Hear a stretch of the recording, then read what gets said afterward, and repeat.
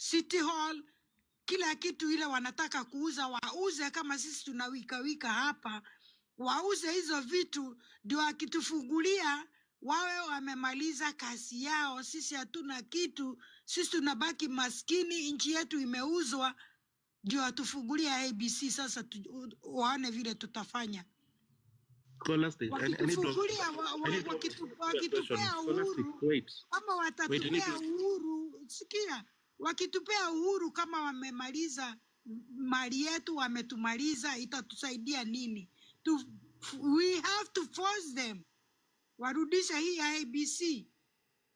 IBC ikifunguliwa, hata watu watoke kesho ije, kila county itoke ije kuimpeach president.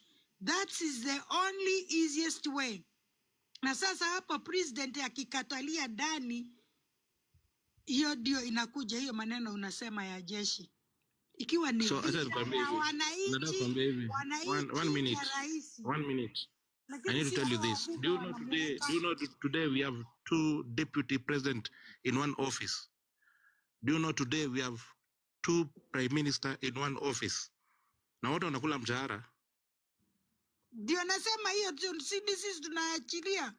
Sisi ndio tunaachilia. Sababu we don't have the power. We are not insisting on IEBC. My point is, let's insist on IEBC.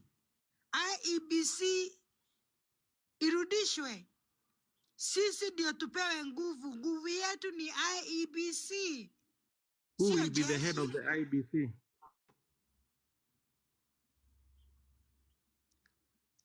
Sisi wananchi, hata kama ni president ndiye ana appointing ya head of IBC, but she has a point. By the way, 2022 nilikuwa presiding officer na nilikuwa by the way kwa polling station. We need, sisi kama watu wa IBC have been doing this for quite a while also, time ya elections. The IBC peke yake, the IBC chairman is the president wa nini. Hiyo time saa yenye mnafanya election, yeye ndio president wa country. Na ni yeye tu ndio constitution imemwallow ku announce the president. And that is why we need this IBC. By the way, we can shout all we want, but according to me, I even feel we should start having movements na maposters zimeandikwa amend IBC, because it's been 2 years. We need IBC. By the way, she has a point. Thank you. That's the only weapon. Hiyo ndio tu iko na nguvu ya sisi kutoka kwa barabara na kutoa huyu mtu ndani huko na kufanya vile tunataka, sababu nchi ni yetu. Before legal aende legal, before the lawyer goes, kindly to clarify here on that point. Legal counsel, kindly able to clarify here on that point about IBC, kindly, before uende kulala, because huyu lawyer anaweza, she's in a very good position kutuambia about the authority that IBC in a hold in terms of removing impunities MPs na MCS na governors na watu wanatusumbua. But also inategemea ni nani kwa ofisi. Like now tunajua how the government ya Ruto iko. Maseno nilikuwa naomba huyo legal atuelezee, maybe he can tell us in terms. Good. Wakili, hata mimi before hata tufike hapo kwa IBC, mimi nataka uniambie judicially ni nini inaendelea, what's happening. Mimi leo nimefuatilia kwenye nimeweza, but ni nini, kuna shida ya Martha Koome na Moilu, what's happening? Ukijaribu kuelewa, unajua uko na ofisi yako. Mimi sijaribu kuelewa, mimi naelewa vile umesema hiyo ni ofisi yangu. Mimi sijaribu kuelewa. Shida yenye naona kwa hiyo swali mnaniuliza ya IBC, and I'm saying this respectfully, asira ni poa. Asira yenye watu wako nao kwa movement ni poa. But asira ikifika mahali inakuzuia macho kuona vitu objectively, then kudiscuss na wewe kitu ni ngumu. So sitaki mimi nikijibu hiyo swali on what the law says mwanze kunipiga vita tena, because nimeona the first time I've given you factual issues on how the army or the military interacts with its citizens. The question of IEBC is functional. The only thing that is lacking in IEBC are the commissioners.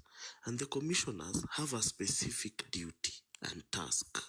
The commissioners are only relevant in IEBC during an presidential election, okay? Because they become the returning officer, the national returning officer for purposes of a presidential election. But now, what the IEBC lacks is the commissioners. But every other thing is functionable. If you want to recall your member of parliament, the constitution has given you the ways on how to do it. You can do it. IEBC has a secretariat, and it is the secretariat that does those things that the constitution has mandated it to do. The only thing that the commissioners do is in terms of presidential elections. So the what ifs in Article 149, the what ifs that are being asked, if it so happens that the office of the president is vacant and the office of the deputy president is also vacant, the constitution provides that the person who takes up the presidency is the Speaker of the National Assembly for 60 days. Those 60 days are not for him to enjoy the cars of the president or to enjoy free rent in State House. Those 60 days are for him to ensure that there is a possibility to have an election within the 60 days so that there is no vacuum in leadership. At the time 60 days inaisha, zenye constitution imepeana, there should be a president-elect to take over from him. So meaning therefore, that those 60 days are for the National Assembly Speaker to constitute the commissioners of IEBC through the National Assembly. So there is no vacuum, and that is how the law has been made. Now the question that you people are asking about the military has not been in the is not in the constitution, because the constitution does not conceive an option for the military to come and involve itself in civilian affairs.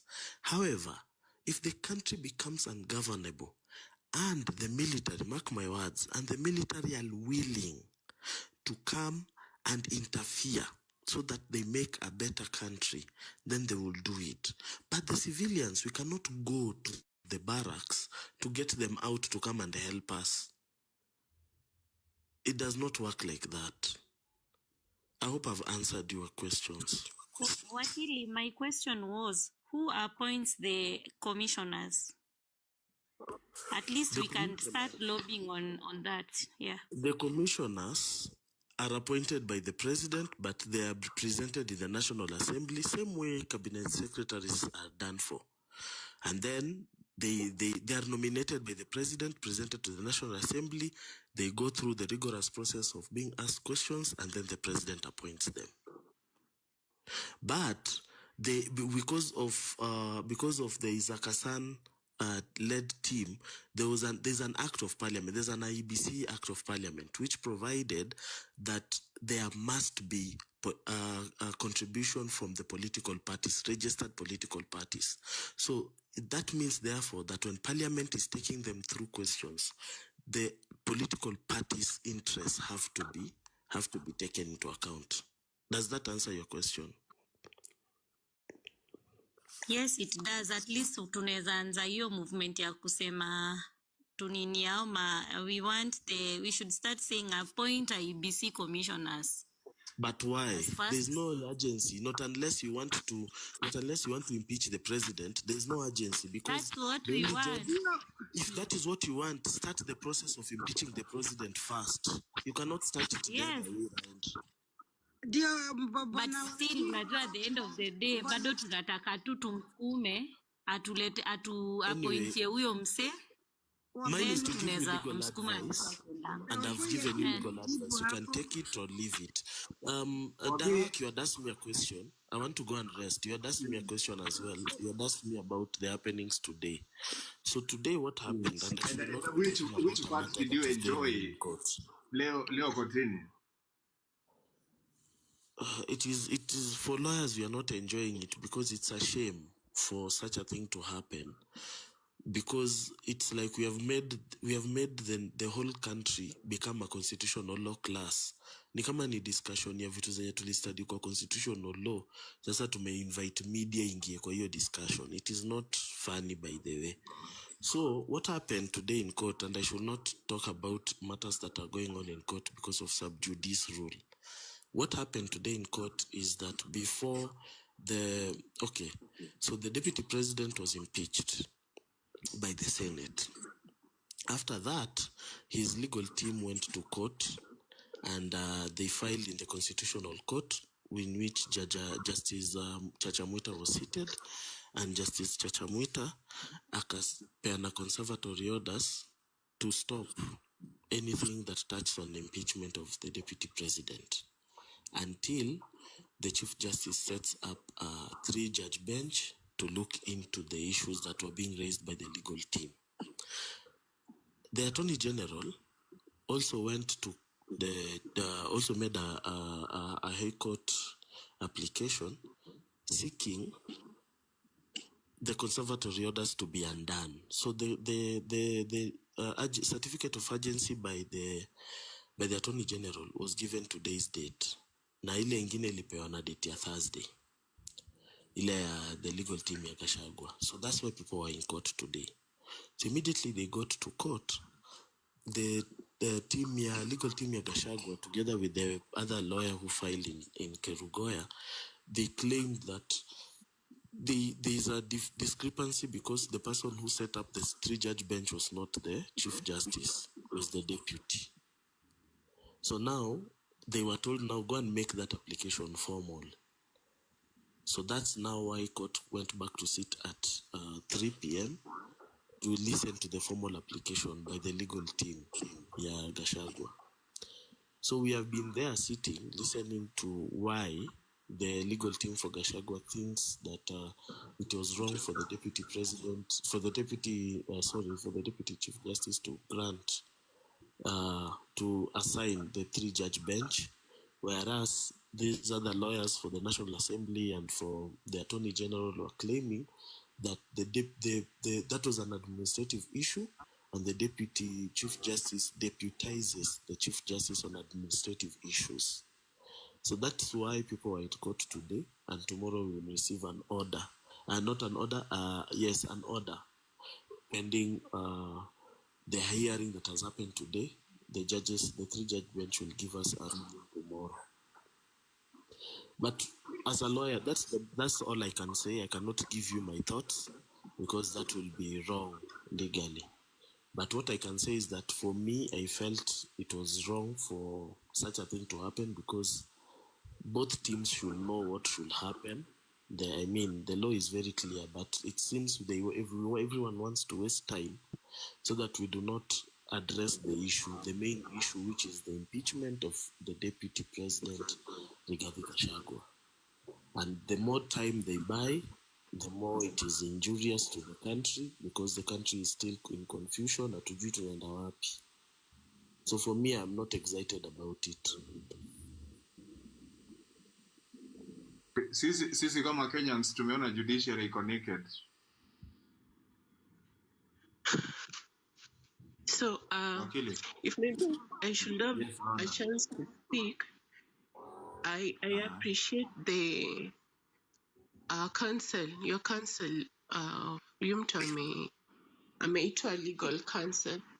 So me direction I had hoped as Kenyans tungechukua was to have a referendum first before anything, before starting to recall the MPs, which Queen will then allow us to impeach the president if we so want to. The very first place we need to start is to have a referendum where we actually change the structure of the police so that they are no longer answering to the politicians, but they answer in a tangible way to the people. And we also need to be able to change the electoral system in a way that it's more transparent and more reliable. So what maybe I'm hoping you can share with us, legal counsel, is how would one go about such a referendum? You have drafted a bill saying these things. How would you go about getting the signatures and proceeding to agitate for a referendum?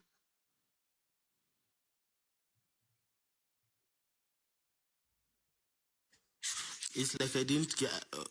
Are you asking about how to do a referendum, or are you asking specifically about getting the police from where they are?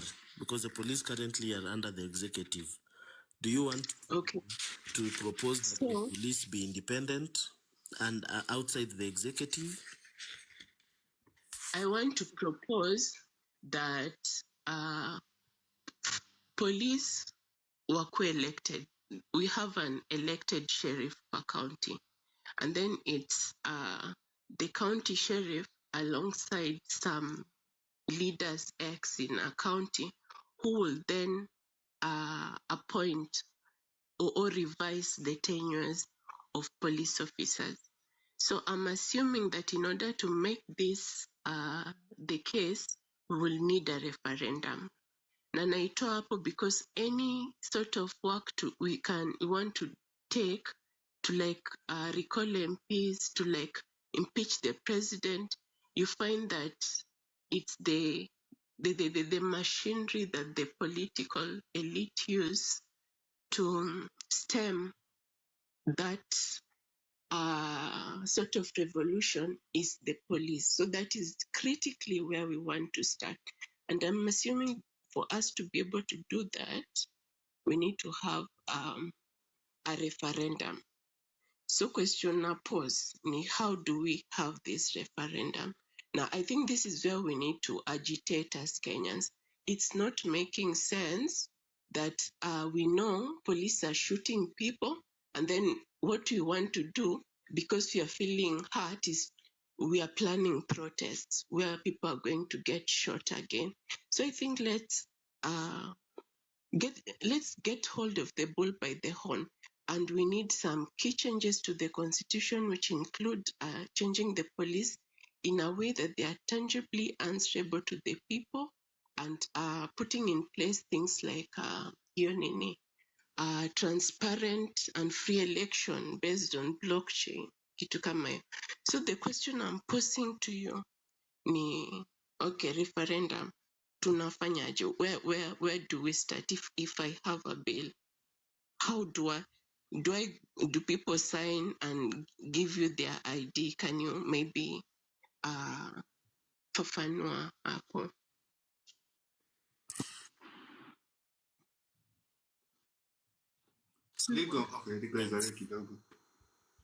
Someone who understands Article 257 of the Constitution, which talks about amendment of the Constitution by popular initiative.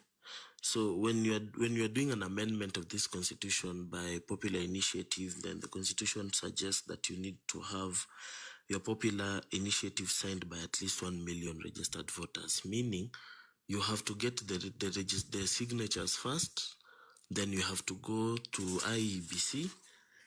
I've told you that IEBC is still functional. Hata kama hakuna commissioners, IEBC is very much functional because there's a secretariat and they are on salary. Hata this month ikimwisho next week watalipwa. So you need to take that bill of yours together with the signed signatures to IEBC and have IEBC receive it. After they have received, they should go through it and find out if the signatures are verifiable. So also the Constitution under subclause 5 says if the Independent Electoral and Boundaries Commission is satisfied that the initiative meets the requirements, the Commission shall submit the draft bill to each county assembly. Then each county assembly shall now approve that bill. So it's a long process.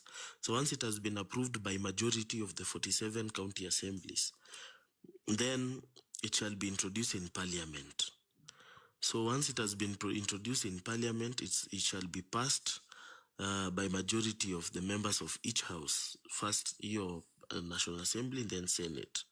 So if Parliament passes the bill, it shall be submitted to the President for assent. Kawaida tu kama any other bill. And then, if either house fails to do the same, the proposed amendment shall be submitted to the people for referendum. If it is done that, then if it has been refused with modifications, just the way an act is usually done, the modifications are what you need to change. I hope that answers your question, the first limb of your question. The second limb of your question, as to having the police being moved from being under the national executive and putting it into the counties. Well, it's a proposal. I'm not sure what you have in mind, because you cannot copy paste what's happening in the sub-confederacies in America and copy paste it in Kenya. So you really have to demonstrate, because in Kenya, the number one thing that we struggle with it as a country is that our counties are not equal, even financially, and that's why you see health has been devolved, but there are counties that doctors will never go, because those counties cannot even afford to pay doctors because they don't have money. So that will be the other thing. Can our counties pay police officers and equitably? So those are some of the things that you really need to demonstrate in your bill to make sure that it makes sense. Hope that answers your question. Okay, now the nuance is when you're collecting signatures, do you collect with ID numbers? Do you collect with ID pictures? How would you, as the person knowing collecting signatures, be able to verify so that IBC does not come again and say no? Easy vitu may collect are not relevant. How and you're able to in a way say, okay, which one is not relevant, this, and then you prove evidence that is relevant. I think it's up to you who is bringing the bill to make sure that you do the best you can to verify the signatures. So if you want to use passport photos appended and the signatures put on the passport photo, that's an option for you. If you want to append people's, remember there's also the data protection bill. I'm not sure if people will be willing to give you their IDs or copies of their IDs, and you're not a government agent. I'm not sure. But as long as that is upon you, really the Constitution is silent about how you're going to go about collection of the signatures. But you, because it's upon you, just make sure that you can verify or you can demonstrate to IEBC that these signatures are real. Okay, thanks for that. And this is my rallying call to us. Wanga tunaongea viuchungu, tunapiga kelele, tunaamka, tunaenda kwa streets, tunapiga kelele, watu wanashutiwa, and eventually we are going round and round and round. So we need to start taking actions that have that give power to us to get results. Now, one of the things ni kupata hiyo change. Junona, at elections tukienda, we have to understand that it's not only the president who's the main problem hapa. There is a military industrial complex, kina US na UK, that are behind the scenes making sure that the state of politics in Africa is the way it is, so that wanaweza extract resources from us. So mimi hapo ndo place na to call, badala kusema sijui kesho tutaenda parliament ama tuende state house. Tukienda state house ya Nairobi anaweza enda state house ya Kisumu, tukienda Kisumu anaweza kwa Garissa. Unaona, let us start by collecting votes and then changing the fabric of police and ensuring that hizo elections ni elections that ziko free, fair na transparent in a way that unaweza kuvote hata kwa simu. I have a quick question for legal counsel. Before Wende, please enlighten us on this thing. And I heard it in passing. I have not had a chance to research on it, but nilisikia that there was something that was passed that stated that out of the 4 commissioners, they would be coming or selected by the government. Is that true? And then, should that be true, how does that impact us in terms of changing things, considering that hatuna opposition? What was there, like an allocation of 2 would come from the opposition and maybe 2 from the current government, or how? Enlighten us on this, because tunaweza kapa hivi tunaimba, oh, we want a new IEBC, then ikuje ikuwe ni Ruto mwenyewe ndio tumeingiza hapo.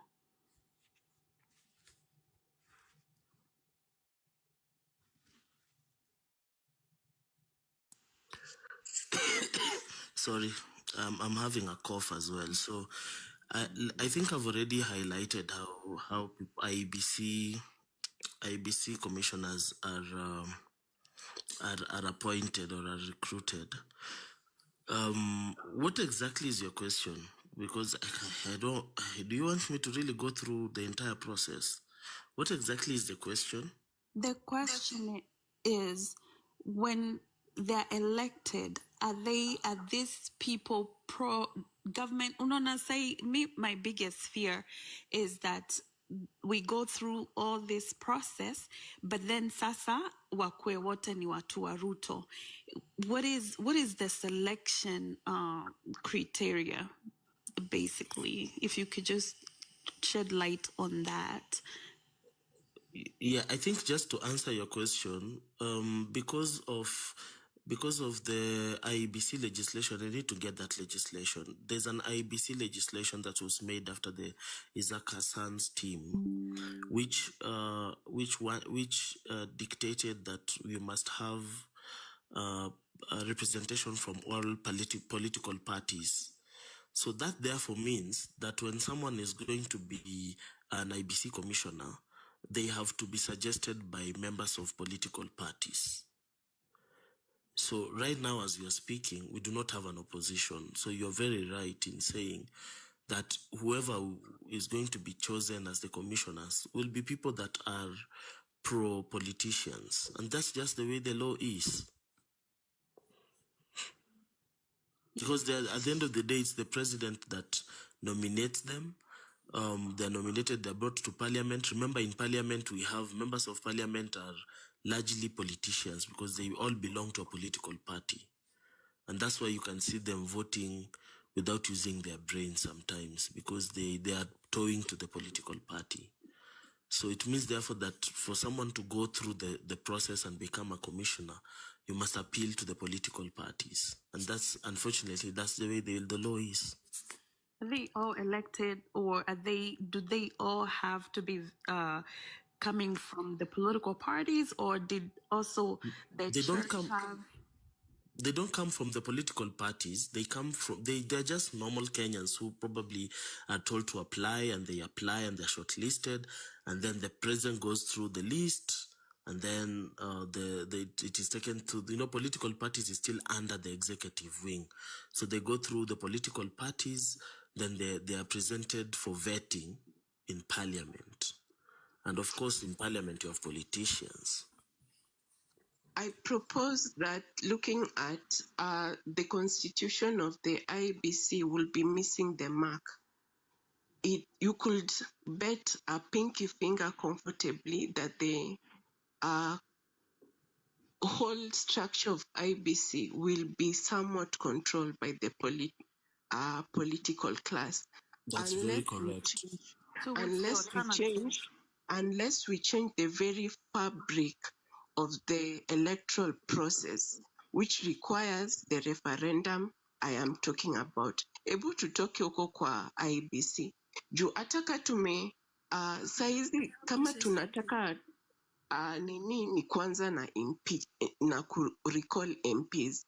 Ndio tufanye impeachment, ndio hata kukuwe na the chance of then having recalling recalling the president. Unaona?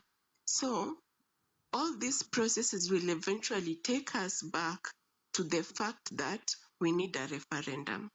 Juu hapa kwa elections, there have been various claims that the election is not free and fair. And place kuna smoke, kuna fire.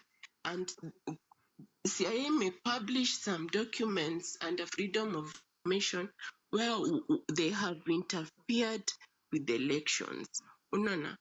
So before we start saying IBC, before we start saying to recall MPs for them to be re-elected, we need to start by changing the power that wako nayo to stop from kufanya hivyo, and it begins by changing structure ya policy na structure ya hiyo election. So that is where we really need to focus our energy and our thoughts. Let me ask you a question. I don't know who I will address it to, but I have to say this. And do you people think that all these that we are trying to discuss will work in Kenya? Number one, we have allowed Ruto to gain more power in terms of he has won the parliament. All MPs are dancing to his tune. He has won the opposition, and at the same time, judiciary iko kwa mfuko yake. So, as much as we want to use constitution, is Ruto himself using constitution? No. As much as we want to go through referendum, record the MPs, Ruto himself will not agree to it. Tupende tusipende, we will still die. What will he do? He will look for those people who are correcting those signatures and assassinate them. So, no matter the way, all these, tunarudi to same point that as much as we want to go out there and do things as per our constitution, the people who are in power, themselves, they are not using the constitution. So, me, what I would tell Kenyans, I've been out there and I see how things are happening. Be ready. Mupende musipende, bado tutapigana. Mupende musipende, we will take our country to our hands by force. Hapa si story ya constitution, si story ya referendum. It's all about that we as Kenyans, we need to unite. If it means we occupy State House, we occupy. If it means we occupy Parliament, because constitutionally, that day when we went to Parliament, it meant that we no longer have MPs. But Rigo Council, you will tell me if I'm wrong or I'm right. That time when Kenyans went occupied Parliament and they took mess, it means that the power that our MPs had already came back to our hands. That is number one. We don't have a Parliament to kifuata constitution. But what is Ruto doing? He's still using the same people to finya us. Wacheni niwaambie, hata tuzunguke aje, hata tuende wapi, Kenya will get it back by war. Na wacheni tuache kudanganyana eti tuta correct signatures, hizo signatures zitapitishwa, sijui tutapata IEBC. It's not possible. It's not going to work. I've been there and I know what is happening. I know that if few goes waseme eti tuna correct signatures, they will be killed. Hata heri tutoke saizi when they are yet to have that much power, when they are yet to shikana vizuri, we take back our country. Then we start from there. That's they already have that power. Yeah, it's just that they are not flexing. And something you need to understand about war, ni war aianzi iyo pali yenye you are now going to you are now fighting. War starts with a story. And the story that we as Kenyans need to demonstrate is that the president is not listening to us, is not drawing power from us. Na mnasema tukienda venye tulienda parliament tulishachukua power away from the people, that from the parliament. That's true, but it's not how it was written in the constitution. So kama ni tunataka kutoa hiyo power kutoka kwao, ni to collect hizo signatures, tuseme hatutaki parliament walete referendum tuitoe. Unaona? Let me tell you, So hata wait, give me tukicorrect time. kesho, let Give us me not, time. Give let me me time. answer, let me Unaona? come back to you, my dear. Hata to correct signatures milioni 10. Number one, we are being read by fools and dictators. Wacheni tuache kudanganyana. Hata to correct signatures na sisi sote tuseme tumechukua signatures na tumepereka. Hizo signatures will go nowhere. That is the place to ndo nakwambia, upon we are the talking place about to start. policemen, police It is not, officers. We have to it deal is with not, them, face them head on. it is not for Lakini you, kufikia it hii is not for us, policemen, it is not for us kuamka ati saa tumekasirika ati we have to deal with police officers by kwenda kwa streets, by kubeba panga, by that will come, but before you come inaanza hapa kwa signatures. It's not sustainable, Shiko, ati watu wenye hawana kazi, most of us hatuna kazi, most of us hata hiyo access to those weapons, access to chakula zenye zinakuja to maroads za county zetu, we don't have protection for them. We cannot say that ni uko ndo tunaanza na kupigana na uko. No, that will eventually come, but before ifike huko lazima tuanze na hapa kwa signatures. This is the correct way to start that fight. Si ati sasa tumekasirika na mapolisi na serikali we are going to tunaenda ku protest, tunasema lazima kuwe na war. Let me ask tafadhali naweza do you kuongea think kidogo that, pia hapo. do you think that, wacha nimalize, do you think that we have not started? We started way back 25th. That is when we started. Na We kama started tukienda vile at tulikuwa the wrong tunaenda that step. time, if We we had started at leaders the that wrong time, step. The if we correct had step, the correct step ni hizo signatures, then tuone watu wanakuwa assassinated, tuone IBC mekataa, then you can now call for your war unataka. Now when we call for such a war, it's not watu wenye hawana pesa kwenda streets kudance.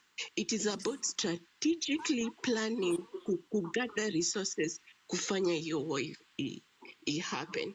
So uko at the place tunaanza hapa kwa signatures. Let them show that they are not following the constitution, the power that tumewapatia.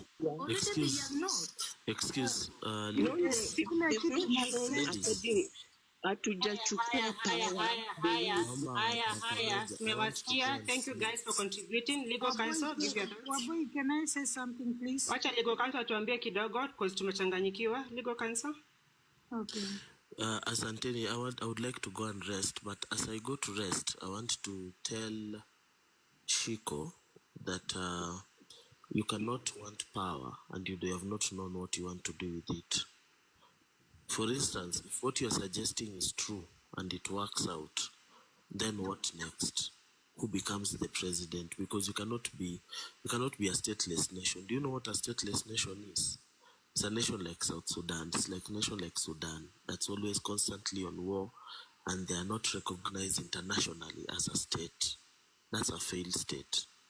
And whatever you are suggesting is going to lead us to become a failed state, and we will be at a worse situation than where we are right now. Because at least right now, Uganda considers that there's a country here. But once we become a failed state, then Yoweri Museveni will quickly, ulisikia vile alianza na Migingo, tukiwa kwa hiyo vita yetu tunapigana hapa, atachukua tu asikia songeshe boda yake ingie, kwa sababu that place is not a country anymore. Tanzania pia wachukue. Then what are we doing?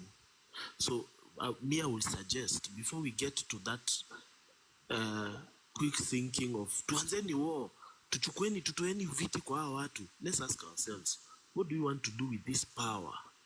If we are not thinking about that, then we are just creating a war to haribu, alafu sisi wote tukose. And really, is that the direction we want to go? So as we are making these comments, and I know we are agitated and we are annoyed that things are not working in our country, but let's not act as fools. You have said that we are being led by fools, but when we start a war without knowing where the war is taking us, we are also behaving like fools, because Kenya will become a failed state.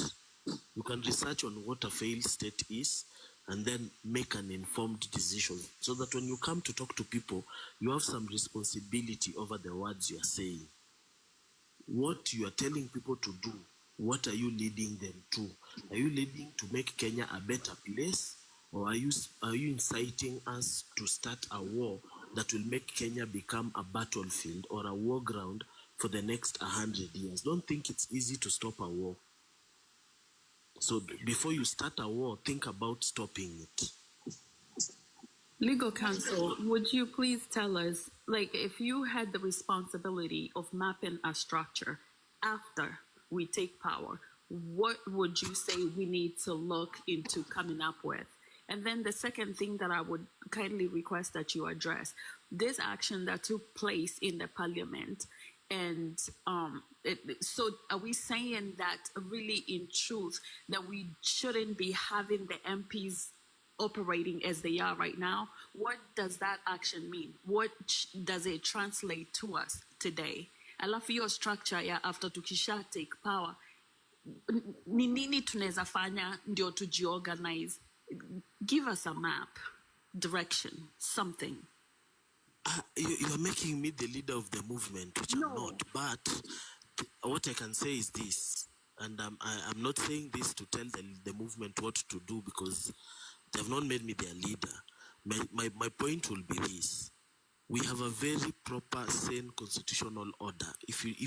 Right now, if you talk to a random Nigerian, if you talk to a random South African, talk to a random Tanzanian about the state of civic awareness in Kenya, they will tell you that our constitution is the most progressive in Africa. So by us talking here, ata hiyo constitution tuachane nayo, ata waifuati pia sisi tusiifuate, that's very loose speak. Because if you ask me, ours would have been to read what we have, this constitution, and find out how can we uphold it, because it's one of the best, because we cannot trust one another. Unaona hata sasa hivi tunajifanya hapa tunapendana kwa movement, ikifika kwa power mahali sasa mimi nataka kwa president wenyu, tutaanza kukosana sisi wenyewe kwa wenyewe hapa kwa movement. Hivyo vile unaona UDA wanakosana saa hii, president askizani na deputy president, the same thing will happen to us. So my thing is, the constitution is an arbiter. The way that the people in the movement are talking now, na maasira zao, they are talking as if the constitution is rubbish. Yet, it gives a very good, perfect blueprint for how we can run a government if we had it. So the first thing I would say is, in the movement, have we studied what it means to be in power?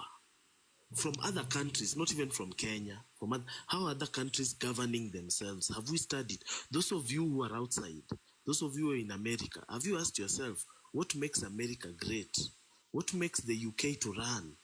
So that you do not just look at systems running in America or in UK or in Australia, and then immediately want to replicate that in your country, and yet the people do not have the civic understanding of what it means to run a government, of what it means to have a state, of what it means to have a government that works, what it means to have judicial power, what it means to have executive power, what it means to have parliamentary power. If we do not have that understanding, we have no business asking for that power, which we are busy doing now. So, thank you, legal counsel. Thank you. I think that is clear, by the way, guys, so that we do not hang up on it. Thank you so much for your contribution. The constitution is what governs us. Okay, good. The constitution is what governs us. Just a minute. Let us lay the order. The constitution is what governs us. Order. And if we want to win, let us go the constitutional way. we said we are going to raise a just system. How will we ensure that it's just? What are the measures that we are going to check to ensure ama tuhakikisha ya kwamba it's a just system? It's the constitution. I have a different opinion, but what I know will work now is the constitution. Period. So, and the constitution it will work for us if we identify where the pressure points ziko. As najaribu to point to us is that Ruto is not the main problem. We are under neocolonialism. So even if we elect someone else, let's say we elect Scholastica, right?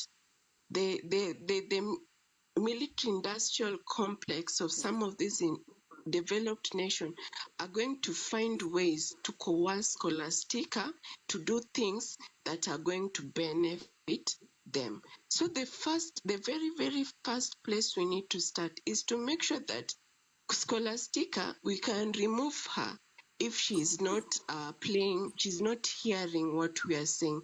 And the place to start is to make sure Scholastica cannot use state machinery like the police and the military to terrorize people. And the other place to start is to make sure that this voting process, tunaweza chukua simu na vote out kesho. Unaona? So that is, when you're asking for a roadmap, the big 5D, a roadmap is to start by using the constitution to make sure that power is not power to control the police and the military is not collated to the political elite, and to make sure that the electoral processes are very fast, are very transparent, and are very fair. Scholastica, comment? Yes, I agree with you, Diane. Hey. Okay. Legal Council, thank you for coming. Manze najua umechoka, labda kesho utakuwa na trials. Thank you, I've appreciated manze kwa kueducate watu kidogo hivyo. Sometimes najua si rahisi, naitishangi kakiro. Thank you very much. Guys, let us read the constitution. I think that should be the message. Okay. Sorry, Wamboy. I'm just leaving. So, kwenda usiku poa. Na mkumbuke tulifanya makosa 2022 when we were supposed to make a right decision to vote in the right member of parliament, na the right president and the right whatever, tulivote na emotions. Na hizo emotions zetu ndio hazitusaidii, whether ulivote for Azimio ama ulivote for UDA, sisi wote tulivote tu na emotions, hatukufikiria. So sasa tunafaa tujishike masikio kama Wakenya, because this term constitution gives us an opportunity to change a government every 5 years. Hawezi kuwa umedecide unaoa alafu on the wedding night umekosana na bibi yako. Juu sasa tulishaingia kwa hii shida. Tulan vile tutaishi na hii shida yetu mpaka tupate opportunity after 5 years kama tutaki kwenda the war way, because if you want to go the war way, think about an exit plan. Don't just think about an entry into the war without thinking of an exit out of the war. War is not an easy thing. Look at all the countries that have lived in war and ask yourself, do you want your children to live in that country, that kind of a state? Anyway, good night. Maybe I'm part of the movement. Before you leave, Wahili, there's this bill that is going around that on Friday wanataka kujiongezea term limit. So we knew that 2027 we are going to vote them out. But kuna hiyo public participation ambayo I think inafaa kuwa on Friday, if I'm not wrong. Yes, public participation is on Friday. Is on Friday. Yes. It's on Friday. So before you leave, I'd want you to tell these people how important participating in that public participation and crucial it is. Well, it's important to do it, but remember that's an amendment of the Constitution, because the Constitution is the one that has given the 5 years. So it means, therefore, that we must all go and read the Constitution, Article 255, 256, and you can download a Constitution online. So you can do that yourselves. Go and download Article 255. Actually, is the one that talks about the parliament, amendment of the constitution by parliament. That's Article 256. Go and read it so that wafuate sheria. Naona hapa watu wengi wanaandika ati Ruto wafuati sheria, but watu wanafuata constitution. So make sure that the right channel is followed, and they must justify why they want to add from 5 to 7. If they cannot convince us, we are not going to buy, and they cannot force us, by the way, because at the end of the day it will end up to be a referendum na tutaiangusha chini vile tuliangusha ile constitution nyingine ya 205.